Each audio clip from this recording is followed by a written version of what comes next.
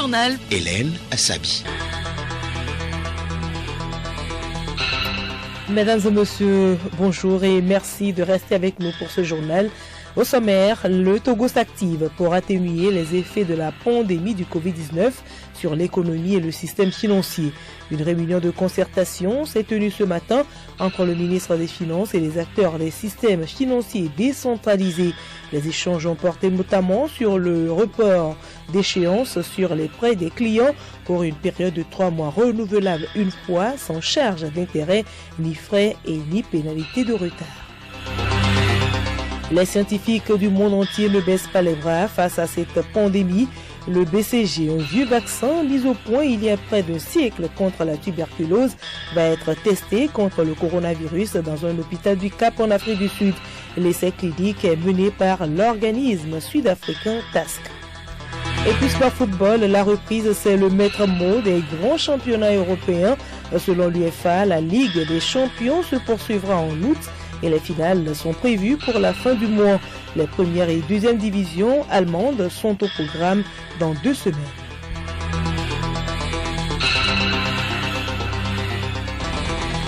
Radiolomé.tg. Mesdames et messieurs, une fois encore, bonjour. Situation du coronavirus au Togo ce mercredi 6 mai 2020 à 11h05. Bonne nouvelle aujourd'hui, il y a 3 nouvelles guérisons, ce qui porte à 77 le nombre de personnes guéries. À ce jour, le Togo enregistre toujours 128 cas confirmés de contamination à Covid-19, dont 42 actifs et 9 décès.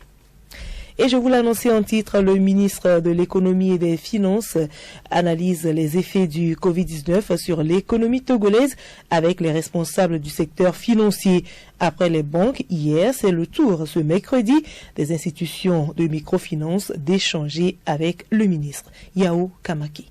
Avec les acteurs des systèmes financiers décentralisés, l'ordre du jour a été le même, analyser les impacts du Covid-19 et trouver les voies appropriées pour redynamiser l'économie. Bassina Komi, président de l'association professionnelle des systèmes financiers décentralisés. L'évolution de la crise du Covid-19 frappe de plein fouet le monde et n'épargne pas notre pays, le Togo. Nous nous réjouissons de la tenue de la rencontre de ce jour qui nous permettra de partager avec vous, entre autres, nos préoccupations sur l'avis 008 relative aux mesures en faveur des institutions de microfinance affectées par la pandémie du Covid-19. Cet avis qui autorise les SFD à accorder à leur clientèle affectée par les effets de la pandémie et qui le sollicite un report d'échéance sur les prêts pour une période de 3 mois renouvelable une fois, sans charge d'intérêt, ni frais, ni pénalité de retard. Le ministre Sani Yaya a rassuré les institutions de microfinance de la disponibilité du gouvernement à les appuyer dans leurs efforts. L'État est à vos côtés. Cette pandémie du Covid-19 a des conséquences socio-économiques très significatives sur notre économie. Face à l'impérieuse nécessité de prendre des mesures d'urgence afin d'atténuer les effets du Covid-19, le gouvernement, sous l'impulsion du chef de l'État, a dès le début de la crise exhorté la population à l'adoption des gestes barrières. S'agissant des conséquences économiques du Covid-19, les plus hautes autorités sont préoccupées par les conditions de vie de la population, en particulier les personnes vulnérables qui exercent dans le secteur informel. La situation des jeunes entrepreneurs qui viennent de lancer leur activité, les impacts sur la production agricole, les impacts sur les petites et moyennes entreprises et les petites et moyennes industries, les effets négatifs sur les très petites entreprises. Outre le gouvernement, la BCEAO a pris aussi un ensemble de dispositions pour soutenir les systèmes financiers décentralisés du Togo, parmi lesquels l'autorisation de ces systèmes à accorder des reports d'échéance à leur clientèle affectée par la pandémie du Covid-19. Et rappelons qu'hier, le ministre de l'économie et des finances a échangé avec les dirigeants de l'association professionnelle des banques et établissements financiers du Togo. L'initiative du ministère vise à analyser les impacts de la pandémie sanitaire sur les services bancaires et par ricochet sur la production agricole ainsi que celle des petites et moyennes entreprises. Le ministre de l'Économie et des Finances, Sani Yaya, a relevé les multiples actions économiques entreprises par le gouvernement pour encourager et soulager les charges fiscales des entreprises. L'occasion a été aussi pour le directeur national de la BCEAO d'exposer les mesures prises par son institution pour une sortie réussie contre le coronavirus. Mesures préventives du coronavirus, la direction de l'hygiène et l'assainissement de base a procédé ce matin à la désinfection de quelques sites au quartier Ankopé à Lomé. L'opération a concerné essentiellement les latrines publiques. Juliette Kamdé. Cette séance de désinfection, initiée par la direction de l'hygiène et l'assainissement de base, a été organisée en collaboration avec l'UNICEF. Des agents équipés de matériel adéquat ont traité différents endroits considérés comme sites de haute contagiosité. Haïté Komlan, directeur de l'hygiène et de l'assainissement de base au ministère de la Santé. Nous avons tenu à traiter les latrines publiques qui sont les lieux de fréquentation des populations parce qu'on ne maîtrise pas trop le virus et il faut minimiser les risques. C'est dans ce sens que nous sommes venus le faire. Nous utilisons les produits, les désinfectants pour réduire les risques et des appareils motorisés. Et nous remercions l'UNICEF qui a mis à la disposition du gouvernement à travers le ministère de la Santé et de l'Hygiène publique ces appareils motorisés au nombre de 70 pour nous permettre de faire la désinfection. Nous avons prévu traiter les latrines des marchés, des gares routières et les latrines communautaires de la ville de Lomé et de ses environs. L'association Groupement d'action pour l'assainissement et l'environnement salue l'initiative. Gabriel Lawson, secrétaire de l'association. Il vient de nous rendre un grand service et nous l'apprécions beaucoup. On remercie l'État pour ça. C'est très nécessaire à cause de la pandémie qui sévit dans le monde entier. Puisque c'est une latrine publique, les gens viennent beaucoup. On ne sait pas qui est qui. L'opération se poursuit dans les jours à venir dans d'autres quartiers de Lomé. Le journal Hélène Assabi. À l'étranger, le Covid-19 a fait au moins 251 512 morts dans le monde depuis son apparition en décembre en Chine, selon un bilan établi par l'AFP. Alors que la pandémie redouble d'intensité en Russie, plusieurs pays européens et asiatiques poursuivent un déconfinement prudent. En France, le Sénat a voté dans la nuit d'hier à aujourd'hui en première lecture le projet de loi prolongeant l'état d'urgence sanitaire qu'il prévoit jusqu'au 10 juillet et moyennant les garanties en vue de déconfinement. La Chambre haute, dominée par l'opposition de droite, a adopté le texte par 240 voix contre 25 et 80 abstentions. Il va maintenant être examiné à l'Assemblée nationale ce mercredi en commission, puis jeudi dans l'hémicycle en vue d'une adoption définitive avant la fin de la semaine. L'Afrique comptait hier 47 581 cas confirmés de coronavirus. Le Covid-19 a déjà coûté la vie à 1862 personnes sur le continent, selon le Centre pour la prévention et le contrôle des maladies de l'Union africaine. L'Afrique du Sud et l'Égypte sont les deux pays les plus touchés, avec respectivement 7220 et 6813 cas recensés. Ils sont suivis par le Maroc, l'Algérie, le Nigeria et le Ghana. Lutte contre le coronavirus et si le vaccin BCG contre la tuberculose pouvait être utile contre cette maladie. Cette hypothèse qui a émergé il y a quelques semaines intéresse des scientifiques du monde entier. Un essai clinique vient de démarrer en Afrique du Sud. Geneviève Bougnon.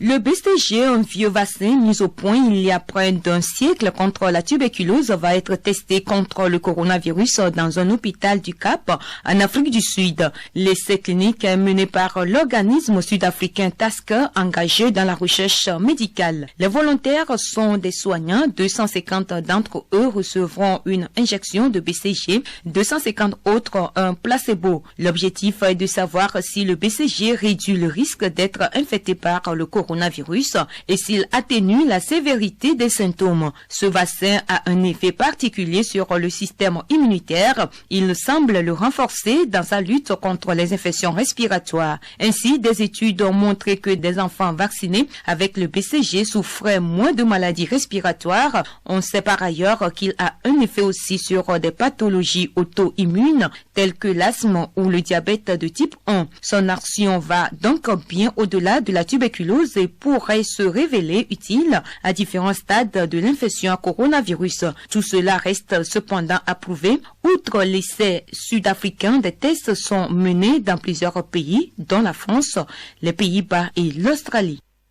Merci à vous Geneviève Pognon. Crash d'un avion transportant du matériel médical destiné à la lutte contre le Covid-19 lundi dernier en Somalie. Les autorités promettent une enquête sérieuse alors que des témoignages font état d'un tir de missile qui l'aurait abattu et que les relations avec le Kenya sont déjà tendues.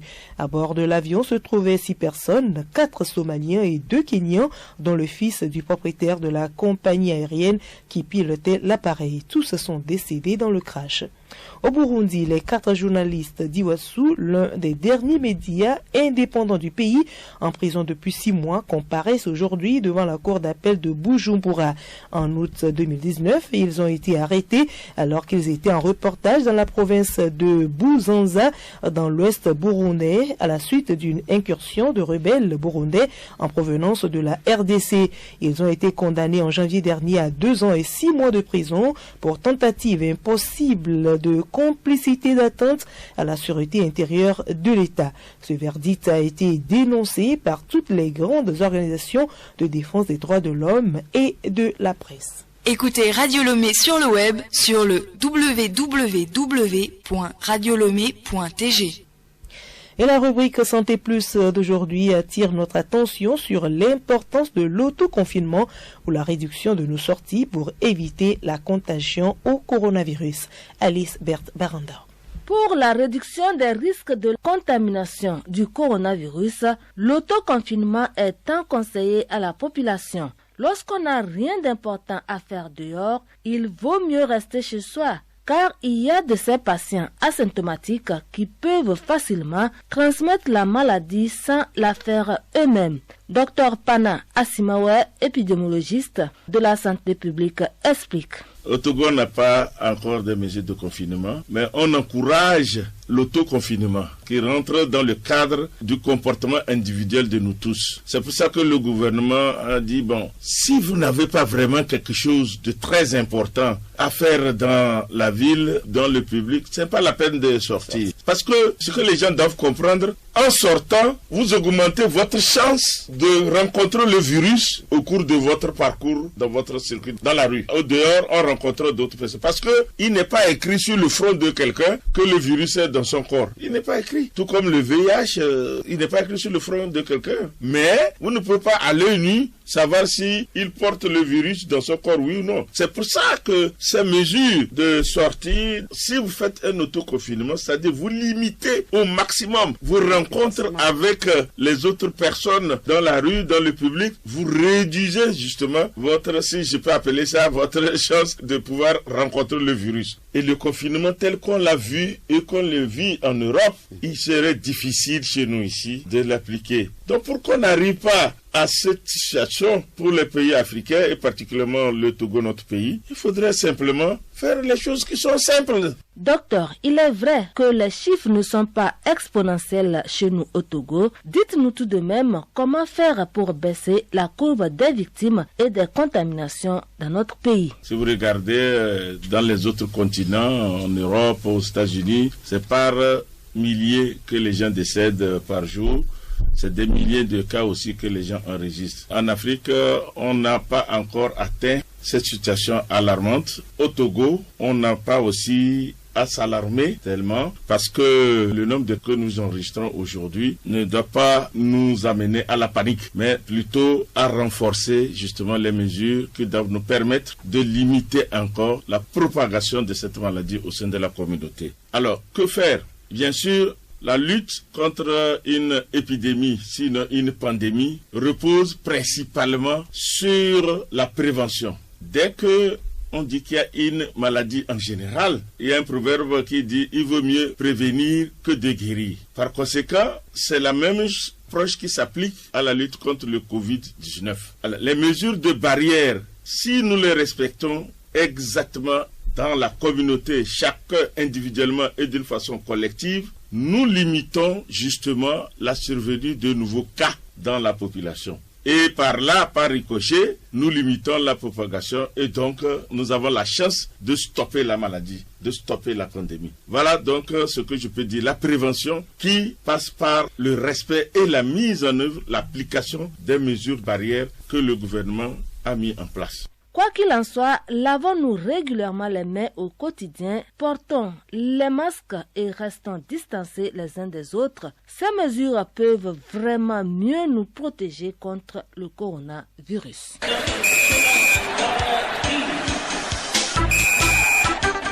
Sport football, le but reste de terminer la saison.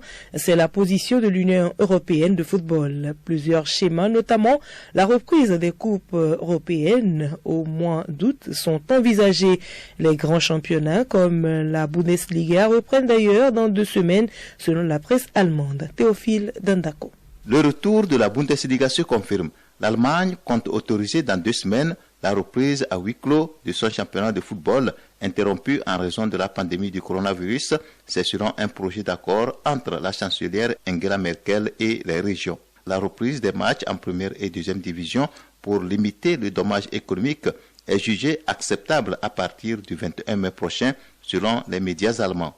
La décision de relancer la Bundesliga doit être confirmée ce mercredi lors d'une conférence vidéo entre la chancelière et les chefs des gouvernements régionaux qui ont le dernier mot pour autoriser des événements sportifs sur leur territoire. Vu les termes du projet, la reprise des compétitions doit être précédée d'une quarantaine de 2 semaines sous forme de camp d'entraînement. La Ligue allemande de football plaide depuis longtemps pour une reprise vitale pour la survie économique d'un secteur qui emploie en Allemagne 56 000 personnes. La multiplication des textes de détection du coronavirus permettrait de relancer la compétition à moindre risque. Le ministre de la Santé estime même que ce projet cohérent peut servir de modèle pour d'autres sports. De son côté, l'Union européenne de football association UEFA programme la reprise de la Ligue des champions et l'Europa League en août prochain. Le scénario actuel que nous avons donné à toutes les fédérations et clubs est que la compétition se poursuivra en août, les finales étant prévues pour la fin du mois, a affirmé l'UEFA. Pour l'instance de régulation du football européen, le but reste de terminer la saison. Avec ce retour sur les stades, la Fédération internationale de football FIFA table sur 5 changements de joueurs par match. L'idée est d'éviter les blessures face à l'enchaînement des matchs. En revanche, les matchs ne seront pas réduits de moitié. Le football reprendra donc ses droits dans les prochaines semaines, mais sera légèrement différent à celui que l'on a l'habitude de voir. En effet, le huis clos ne sera pas le seul changement important. Les joueurs devront jouer tous les 3 jours. Et la FIFA a pris une grande décision pour que l'exigeant calendrier ne pèse pas trop.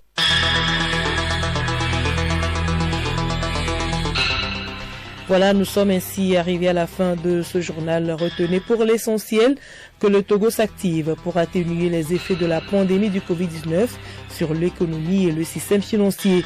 Une réunion de concertation s'est tenue ce matin entre le ministre des Finances et les acteurs des systèmes financiers décentralisés. Les échanges ont porté notamment sur le report d'échéance sur les prêts des clients pour une période de 3 mois renouvelable une fois, sans charge d'intérêt, ni frais et ni pénalité de retard. Rubrique sensibilisation au coronavirus à présent et c'est avec Juliette Kamdé.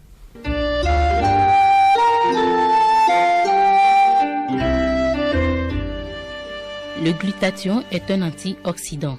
Et qui dit antioxydant, dit ralentissement du vieillissement des cellules, un peu comme la protection du fer contre son oxydation. Le glutathion stimule donc l'immunité. Il est fabriqué par l'organisme à partir de 3 acides aminés, la glutamine, la glucine et la cystéine. Quel est le rôle du glutathion dans les luttes antivirales, notamment contre le Covid-19? M. Tobosi Bonou Mathieu, consultant en naturothérapie. Dans la lutte anti-Covid-19, le glutathion va jouer un rôle anti-inflammatoire au niveau des poumons. Or, on sait qu'on n'a pas créé depuis le début de Covid-19 que les poumons sont inondés, les poumons ont ceci, ont cela, et c'est ça qui fait que les détresse respiratoires sont les gens entrepassent. Quand vous avez du glutathion en quantité, vous allez avoir un rôle anti-inflammatoire au niveau des poumons, également au niveau du système digestif, notamment au niveau du gros intestin et de l'intestin grêle. Sur son apport immunostimulant, c'est-à-dire qui augmente la défense de l'organisme, le glutathion va permettre la production de ce que nous appelons les lymphocytes T ou l'interleukine. Cette interleukine du système immunitaire va être renforcée et par cela, l'infection virale va être combattue et on aura gain de cause par rapport à la lutte sur le Covid-19. Où est-ce qu'on trouve les précurseurs qui, dans l'organisme maintenant, permettent à ce que le foie fabrique ce glutathion? On en trouve dans les fruits et légumes non cuits. Fruits et légumes non cuits, nous avons la pomme fruit, par exemple, les oranges, la banane, le melon, les légumes feuilles, le chou, la laitue, les épinards, dont on n'a pas forcément besoin de porter au feu avant de consommer. Légumes et fruits non cuits. Le persil et autres, pas besoin de préparer. Donc voilà un peu les sources de pro-glutathion que l'organisme va utiliser pour pouvoir fabriquer le glutathion lui-même. Les épices interviennent également dans le renforcement de l'immunité. Ces épices, en premier lieu, moi j'ai pensé à l'ail. Lorsque vous consommez de l'ail régulièrement, vous allez avoir une immunité parfaite. Vous consommez de l'oignon régulièrement, vous allez avoir une immunité parfaite. Du gingembre, pareil. Le poireau, il y a ça au marché, on en trouve, il faut en consommer.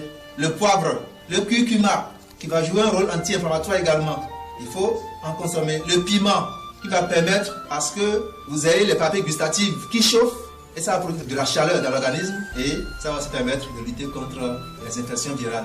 Les éruptions cutanées ont tendance à apparaître chez des personnes plus jeunes et durent plusieurs jours dans des cas de coronavirus. Il n'est pas rare qu'une éruption soit le symptôme d'un virus, comme les taches qui indiquent la varicelle. Mais dans le cas du Covid-19, les chercheurs ont déclaré qu'ils étaient surpris de voir autant de variétés d'éruptions chez les malades. Appliquons les gestes barrières. Elles sont des mesures très efficaces pour prévenir le coronavirus.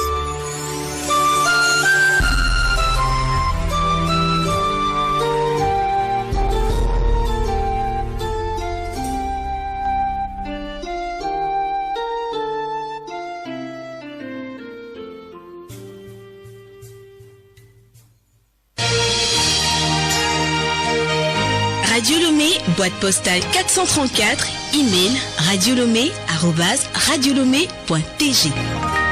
radiolomé.tg